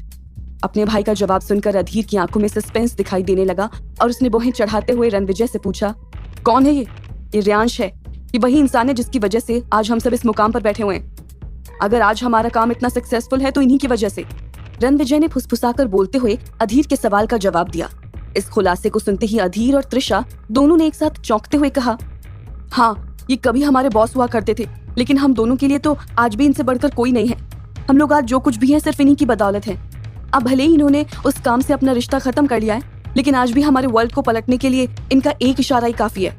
Ranvijay ने अधीर को रेयांश के बारे में सब कुछ बता दिया था। सारी बात जानने के बाद जैसे अधीर और त्रिशा दोनों की जुबान उनके हलक में आ गई थी। अब अधीर ने हकलाते हुए रणविजय से पूछा, you are not kidding right? उसके लिए अपने मुंह से एक भी शब्द निकालना मुश्किल हो गया था। अधीर का सवाल सुनकर रणविजय झुंझुला गया। क्या इस वक्त तुम्हें मेरी हालत मजाक करने वाली लग रही है? उन दोनों के इस अजीब से सवाल के बीच रेयांश का पेशेंस जवाब देने लगा और उसने अपना इंटेरोगेशन शुरू कर दिया। बहुत हो गया तुम लोगों का क्वेश्चन आंसर सेशन। अब तुम मुझे ये बताओ कि त्रिशा इस आइलैंड पर तुम लोगों के साथ क्या कर रही है? रेयांश का सवाल सुनकर रणविजय और अधीर दोनों सन्नाटे में आकर एक दूसरे की शक्ल देखने लगे और फिर रणविजय ने हकलाते हुए बताना शुरू कर दिया, हम पर इससे आगे उसके मुंह से एक भी वर्ड नहीं निकल पाया। तब उसने बेचारों वाली नजर से त्रिशा की तरफ देखा और उससे कहा, क्या तुम ये बताने में हमारी हेल्प करोगी? लेकिन रणविजय की इस मुसीबत से त्रिशा ने भी अपना पल्ला झाड़ लिया। Why would I? तुम दोनों मेरी सिचुएशन का फायदा उठाकर मुझे यहाँ अपने साथ लेकर आए थे and now you are expecting me to explain it for you. Sorry, not possible. लेकिन रेयांश तो अभी भी अपने सवाल के जवाब का इंतजार कर रहा था, इसलिए इस बार उसने चेतावनी भरे लहजे में कहा, डोंट टेस्ट माई पेशेंस, मेरी हथेलियों में खुजली होनी शुरू हो गई है। कहते हुए रेयांश ने हथेलियों को रगड़ना शुरू कर दिया। ये देखकर रणविजय के हलक में अटके हुए शब्द अपने आप ही बाहर आने लगे। एक्चुअली ये हमारे क्लब में एंटीडोट लेने के लिए आई थी। और अपनी बात कहते कहते रणविजय फिर रुक गया और तभी रेयांश ने कहा, फिर क्या हुआ? अब रणवीर नर्वस होकर अपना सर खुजलाने लगा, पर इस बार उसकी चुप होने की हिम्मत नहीं हुई। जैसे ही बारटेंडर ने हमें इन्फॉर्म किया कि किसी को एंटीडोट चाहिए था और हमें उसकी फोटो भेजी तो वो फोटो त्रिशा की थी। हम दोनों उसे देखते ही एक्साइटेड हो गए थे। जिस वक्त मानव ने पहली बार हमें उससे इंट्रोड्यूस करवाया था तब से ही हम उसे हासिल करना चाहते थे। इसलिए जब वो खुद चलकर हमारे पास आई तो हमें अपने लिए ग्रीन सिग्नल लगने लगा। और इतनी बात सुनकर ही रेयांश ने अपनी मुट्ठियां कस ली और उसकी आंखें गुस्से से लाल होने लगी थी। शायद इसलिए इस बार उसने रणविजय को रुकने की इजाजत नहीं दी। मैं अभी भी तुम्हारी बात के खत्म होने का इंतजार कर रहा हूँ रणविजय। इसके बाद तो रणविजय की ट्रेन ने कहीं भी रुकने की हिम्मत नहीं दिखाई और हमने त्रिशा के आगे शर्त रख दी कि हम उसके भाई के इलाज के लिए उसे एंटीडोट तो देंगे। भाई का नाम सुनकर रेयांश हैरान होकर त्रिशा की तरफ देखने लगा। अब हड़बड़ाने की बारी त्रिशा की थी क्योंकि इस बार रेयांश का सवाल उससे था। मैं नहीं चाहती थी कि इन्हें पता चले कि वो एंटीडोट तुम्हारे लिए है। मुझे लगा कि कहीं ये लोग तुम्हें ढूंढकर नुकसान पहुंचाने की कोशिश ना करें। और अगर इन लोगों ने आदि को ढूंढना शुरू कर दिया होता तो? रेयांश ने त्रिशा से पूछा। मैं जानती थी कि तुम्हारे होते हुए कोई आदि को छू भी नहीं सकता। त्रिशा ने रेयांश से नजरें चुराते हुए जवाब दिया। पर त्रिशा और रेयांश की बात सुनकर रणविजय को तेज झटका लगा। What? The antidote was for him?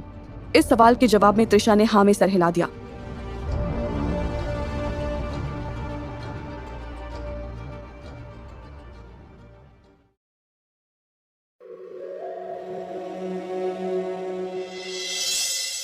Trisha का जवाब सुनने के बाद रणविजय के लिए उसकी बात पर यकीन करना मुश्किल हो गया था।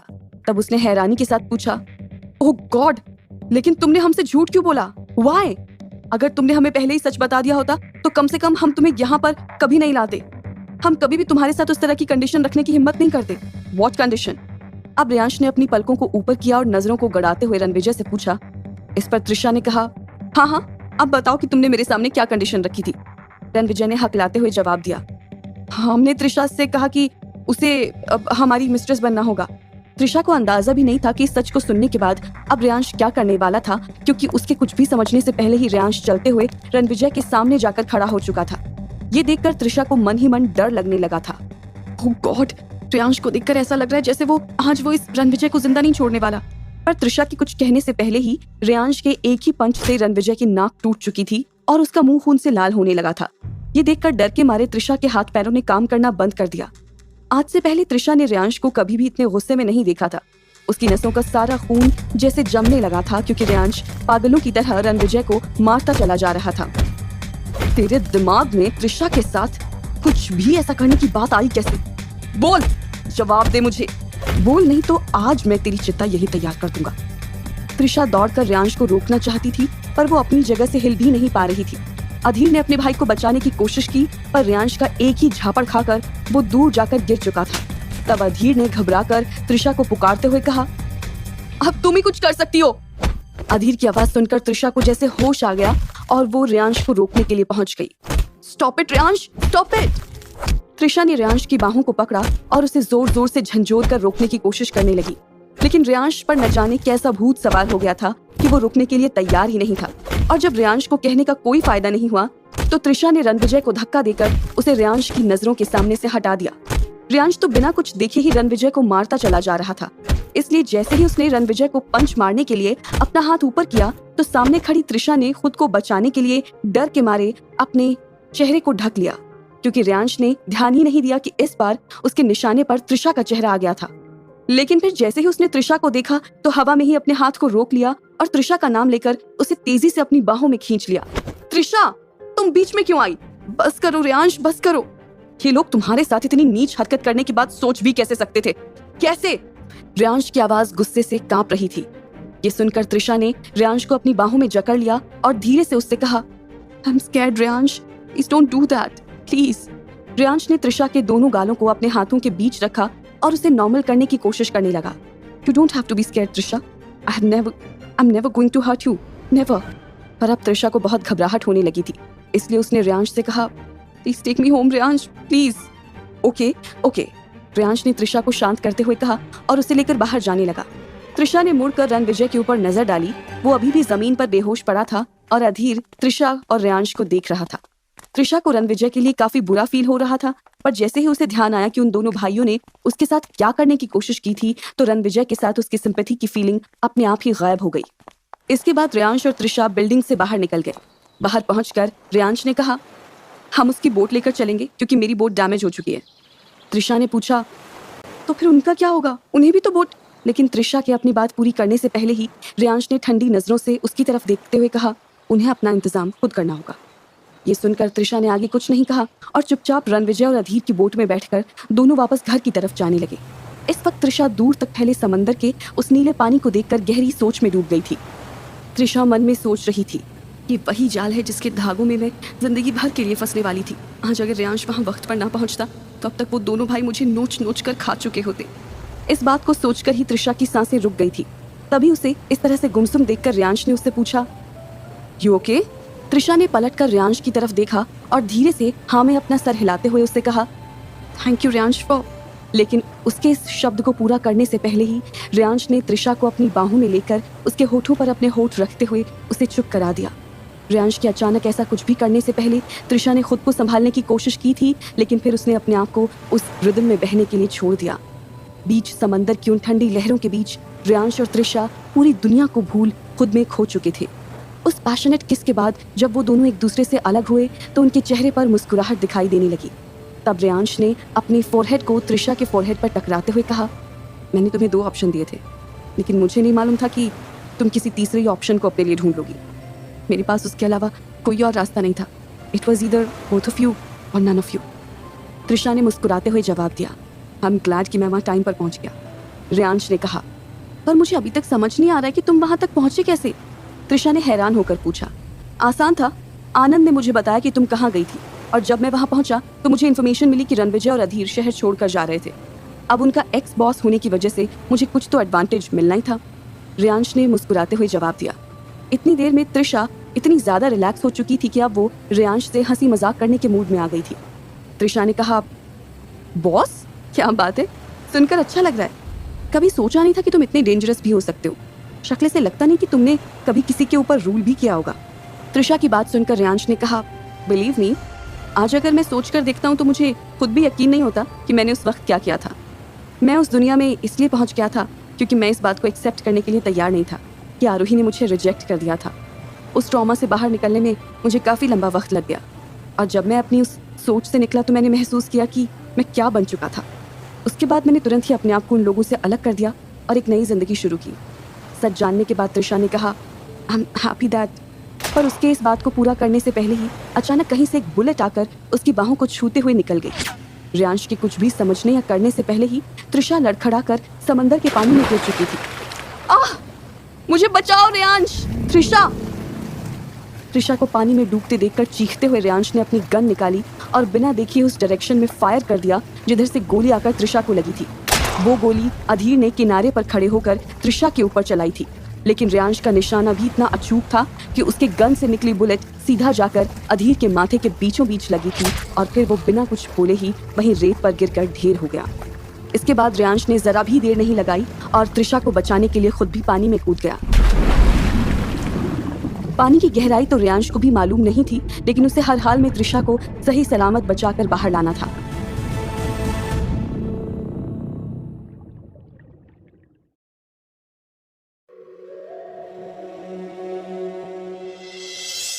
कुछ ही देर बाद रियांश त्रिशा को अपनी गोद में उठाकर बोट पर वापस आ चुका था।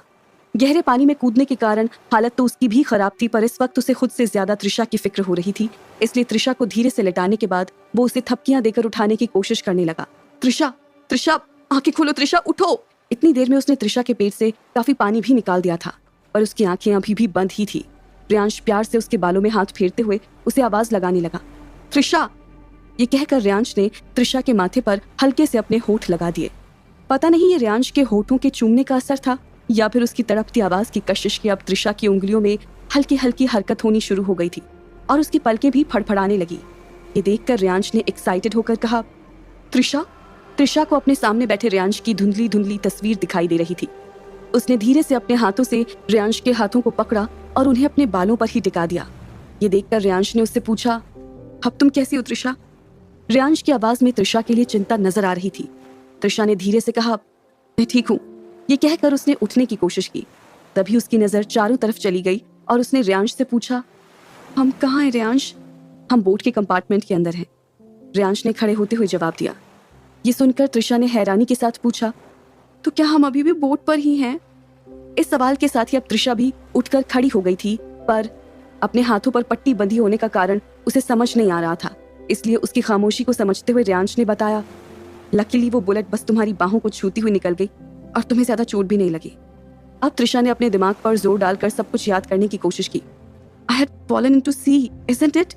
यस मैडम, और आपको पानी से बाहर निकालने का काम इस ब्रेव इंसान ने किया है। रियांश ने बड़े ही प्राउड के साथ खुद ही अपनी पीठ थपथपाते हुए कहा। जिस अंदाज में रियांश ने ये बात बताई थी, उसे सुनकर त्रिशा ने खिलखिलाकर हंसते हुए कहा, गुड जॉब। तब रियांश ने अपना हाथ त्रिशा की तरफ बढ़ाते हुए कहा, आओ बाहर चले, बाहर का नजारा बेहद खूबसूरत है। त्रिशा ने मुस्कुराते हुए रियांश के हाथों में अपना हाथ दे दिया और फिर दोनों उसी तरह से कंपार्टमेंट से बाहर आ गए। रात हो चुकी थी। समंदर के ऊपर आसमान की नीली चादर पर हर जगह सितारों की चमक बिखरी हुई थी। इस खामोशी में जैसे ही समंदर की ठंडी ठंडी हवा ने त्रिशा के रोम रोम को छुआ, उसके शरीर में कपकपी के साथ एक अजीब सी गुदगुदी होने लगी। त्रिशा ने अपने दोनों हाथों को आपस में रगड़ते हुए खुद को गर्माहट देने की कोशिश की। तभी उसके बिना कुछ कहे ही रियांश ने पीछे से आकर त्रिशा को एक चादर में लपेट लिया और उसे अपनी बाहों में समेटकर उससे पूछा, कैसा लगा? रियांश ने अपनी चिन को त्रिशा के कंधों पर रख दिया था। जिंदगी में पहली बार मुझे इतने सुकून और शांति का एहसास हुआ है। दिल चाह रहा है कि काश खुशी का ये वक्त यहीं ठहर जाए। त्रिशा ने एक लंबी सांस लेते हुए कहा, कोई बात नहीं, आज के बाद तुम्हारी लाइफ में सिर्फ और सिर्फ खूबसूरत एक्सपीरियंसेस ही आने वाले। मैं तुमसे वादा करता हूँ त्रिशा कि मैं तुम्हारी जिंदगी को खुशियों से भर दूंगा। और तुम मेरे लिए इतना कुछ क्यों करोगे? त्रिशा ने फौरन रियांश से पूछ लिया। ये सुनकर रियांश ने त्रिशा का चेहरा अपनी तरफ घुमाया और उसे अपने और करीब खींचते हुए कहा, क्योंकि मैं तुमसे बहुत बहुत प्यार करता हूँ। तुम ही वो लड़की हो त्रिशा जिसके नाम मैं अपनी सारी जिंदगी करना चाहता हूँ। तुम सिर्फ मेरा प्यार नहीं हो, बल्कि मेरे जीने की वजह हो। I love you Trisha. Riyansh की बातें सुनकर त्रिशा की पलकें भीगने लगी थी और उसका मन उसे कुछ ऐसा करने के लिए कहने लगा था जिन्हें खुद के लिए सोचना भी त्रिशा के लिए अपराध की तरह था। त्रिशा ने मन में कहा, इस वक्त मैं तुम्हारी आंखों में इस कदर डूब जाना चाहती हूँ रियांश कि तुम्हारे अलावा मुझे कुछ भी नजर ना आए। ऐसा लग रहा है जैसे आज मेरे देखे अनदेखे सारे सपने सच होने लगे हैं। यकीन नहीं होता कि कभी जिसके पास जाने से भी डर लगता था, आज मैं उसी दुनिया में जी रही हूँ। त्रिशा की इस लंबी खामोशी को देखकर रियांश ने उसके होठों को अपने होठों से लगाते हुए धीरे से उसके कानों के पास जाकर कहा, तुम खामोश क्यों हो त्रिशा? तुम भी मुझसे प्यार करती हो ना? त्रिशा का एक्सप्रेशन देखकर उसके मन की बात को समझना मुश्किल हो गया था और ये उलझन रियांश की आवाज में भी थी। इस सवाल पर त्रिशा ने हाँ में सर हिलाते हुए रियांश को कसकर अपनी बाहों में जकड़ लिया और फिर रियांश के सीने पर अपना सर रखते हुए कहा, रियांश, समझ नहीं आ रहा कि मैं तुमसे क्या कहूँ। मैंने तो कभी सोचा ही नहीं था कि कोई मुझे भी इतना डीपली प्यार कर सकता है। तुम अपने बारे में ऐसा कैसे सोच सकती हो त्रिशा? तुम सिर्फ बाहर से नहीं, दिल से भी बेइंतहा खूबसूरत हो।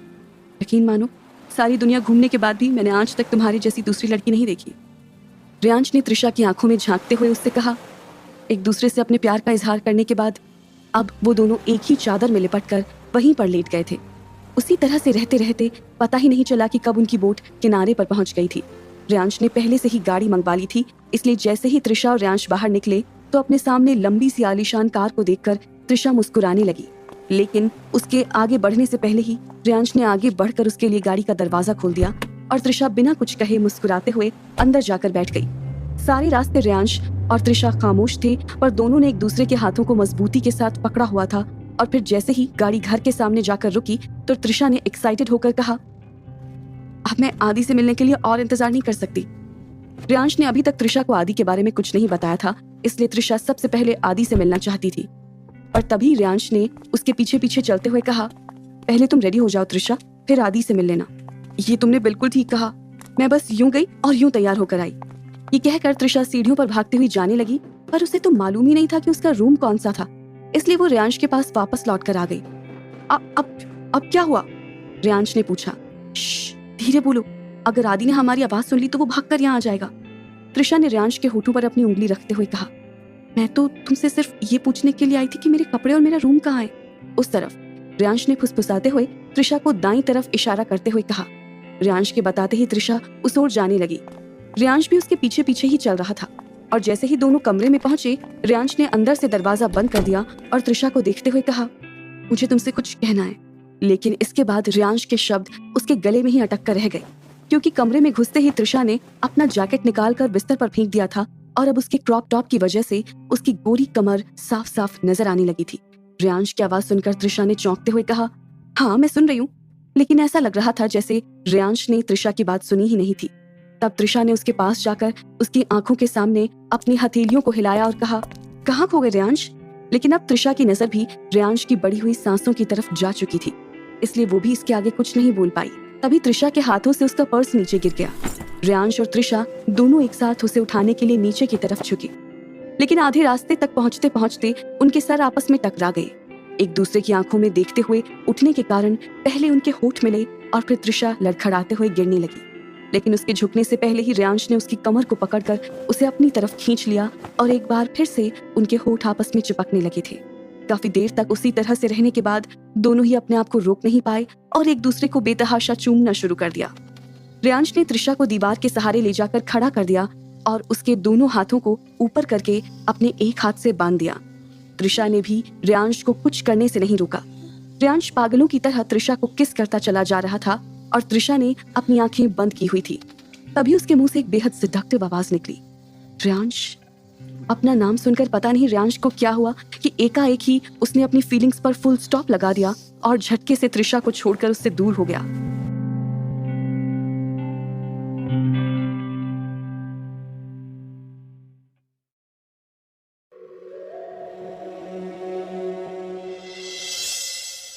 मैं दूसरे आदमियों की तरह नहीं कहलाना चाहता त्रिशा, रियांश ने जवाब दिया।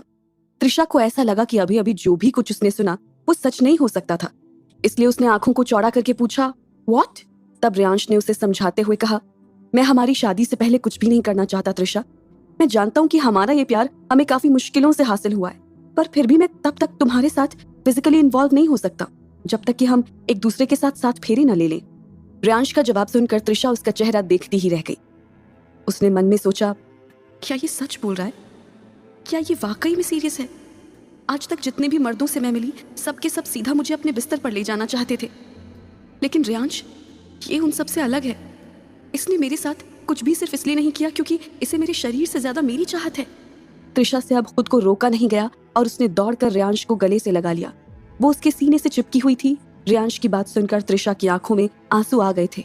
रियांश ने जैसे ही उस गीलेपन को अपने कपड़ों पर महसूस किया तो उसने त्रिशा के चेहरे को अपनी हथेलियों के बीच में लेकर उससे पूछा, तुम्हें मेरी इस बात से कोई प्रॉब्लम तो नहीं? त्रिशा ने सर झुकाते हुए बिना कुछ कहे ही ना में सर हिला दिया, पर रियांश को उसकी आंखों के आंसू नजर आ चुके थे, इसलिए उसने घबराकर त्रिशा से पूछा, तुम ठीक तो हो ना त्रिशा? कहीं मैंने कुछ गलत तो नहीं कह दिया? तुम रो क्यों रही हो? I don't know how I'm going to thank you for everything, Trisha ने सिसकते हुए कहा। What? लेकिन तुम्हें मुझे थैंक्स क्यों करना है? मैंने ऐसा क्या कर दिया? रियांश ने कंफ्यूज होकर पूछा। तुमने मेरे लिए इतना कुछ किया, फिर भी तुम्हारे अंदर मेरे जिस्म की भूख नहीं है। तुम मुझसे शादी करके पहले मुझे अपना बनाना चाहते हो। आज तक किसी भी आदमी ने मेरे लिए ऐसा नहीं कहा था। जिन से भी मैं मिली वो पहली ही मुलाकात में मुझे अपने। इसके बाद रियांश ने त्रिशा को उसकी बात पूरी कहने का मौका नहीं दिया और अपने होठों को उसके होठों पर रखकर चुप करा दिया। फिर 2 कदम पीछे हटकर त्रिशा की आंखों में देखते हुए कहा, मैं उन लोगों में से नहीं हूँ त्रिशा जिनसे आज तक तुम मिलती आई थी। मैं रियांश हूँ, त्रिशा का रियांश। इसके बाद रियांश ने प्यार से त्रिशा के माथे पर किस कर लिया और उसके गालों को किसी छोटे बच्चे की तरह प्यार से खींचने लगा। त्रिशा ने मुस्कुराते हुए कहा, मैं अभी तक समझ नहीं पा रही कि क्या मेरी जैसी लड़की कभी भी तुम्हारे काबिल हो पाएगी। तुम्हें इन सारी बातों के बारे में सोचने की कोई जरूरत नहीं है। तुम अपने पास्ट को लेकर भी कभी कुछ मत सोचना। वैसे भी मेरे लिए तुम्हारा पास्ट मैटर नहीं करता, क्योंकि तुम अब मेरी और हमेशा मेरी ही रहोगी। And I will try my best to protect you, okay? Trisha ने अपनी पलकें झपकाकर रियांश की बातों के लिए हामी भर दी। फिर रियांश ने रूम से बाहर जाते हुए कहा, अब जल्दी से तैयार हो जाओ, मैं तुम्हारा नीचे इंतजार कर रहा हूँ। कुछ देर बाद त्रिशा तैयार होकर नीचे पहुंच गई। इस वक्त उसने ब्लू कलर की ड्रेस पहनी हुई थी, जिसमें वो एक्सट्रीमली ब्यूटीफुल लग रही थी। रियांश किसी से फोन पर बात करने में बिजी था, पर जैसे ही उसकी नजर त्रिशा के ऊपर गई तो वो अपनी आंखें उसके ऊपर से हटा नहीं पाया। तुरंत ही कॉल को कट करते हुए वो त्रिशा के करीब पहुंच गया और उसकी हथेलियों को किस करके कहा, you are looking elegant. Riyansh के मुंह से उसकी तारीफ सुनकर त्रिशा का चेहरा शर्म से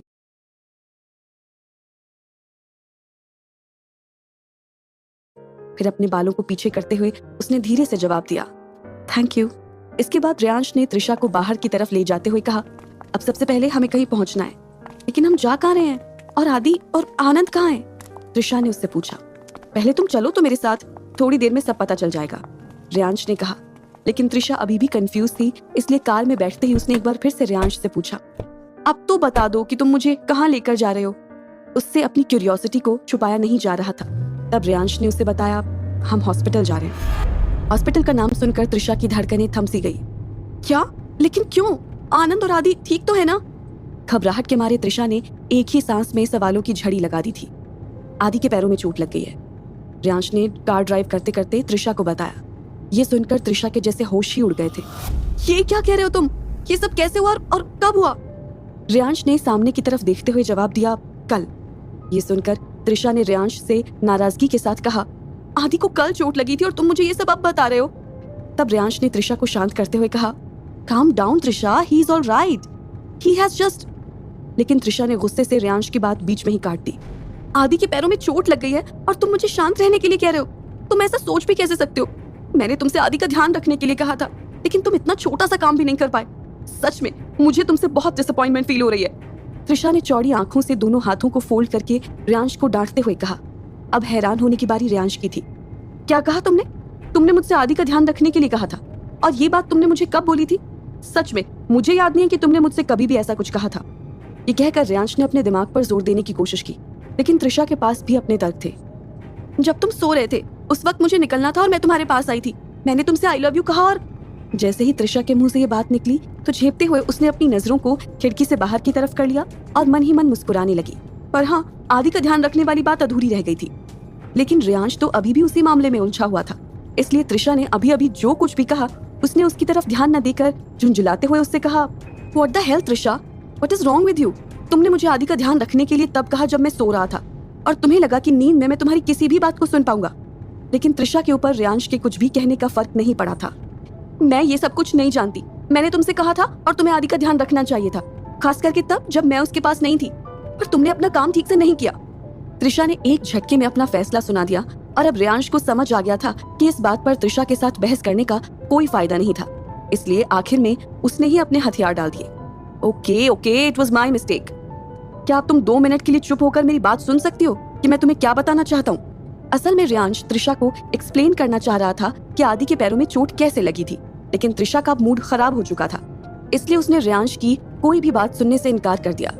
त्रिशा ने कहा, नहीं, मुझे तुम्हारी कोई बात नहीं सुननी। अब तुम चुपचाप अपनी ड्राइविंग पर ध्यान दो, मैं इस वक्त सिर्फ आदि से मिलना चाहती हूँ। त्रिशा को इस तरह पैनिक करते देखकर रियांश ने आराम से उससे कहा, हम आदि से मिलने जा रहे हैं त्रिशा। मालूम है मुझे, लेकिन प्लीज अब क्या तुम बात करना बंद कर सकते हो, क्योंकि अभी मुझे तुम्हारे ऊपर बहुत गुस्सा आ रहा है। त्रिशा का ऑर्डर सुनकर अब रियांश को भी चुप होना पड़ा था। ठीक है, जैसी तुम्हारी मर्जी। उसे पता लग गया था कि इस वक्त त्रिशा को कुछ भी समझाना मुश्किल था, इसलिए जैसे ही उसने अपनी कार को हॉस्पिटल के सामने रोका तो त्रिशा ने जल्दी से कार का दरवाजा खोला और अंदर की तरफ भागने लगी। वहां जाकर उसने चारों तरफ देखा, उसे थोड़ी ही दूरी पर आनंद खड़ा नजर आ गया। वो दौड़ती हुई उसके पास चली गई। त्रिशा को अपनी तरफ आते देखकर आनंद उससे पूछने लगा, त्रिशा तुम वापस कब आई? लेकिन अभी त्रिशा के लिए इस सवाल का जवाब देने से ज्यादा जरूरी आदि की तबीयत जानना था। वेयर इज आदि? मैं उससे मिलना चाहती हूँ। त्रिशा के सवाल का जवाब देने के बजाय आनंद हैरानी से उसकी तरफ देखने लगा था।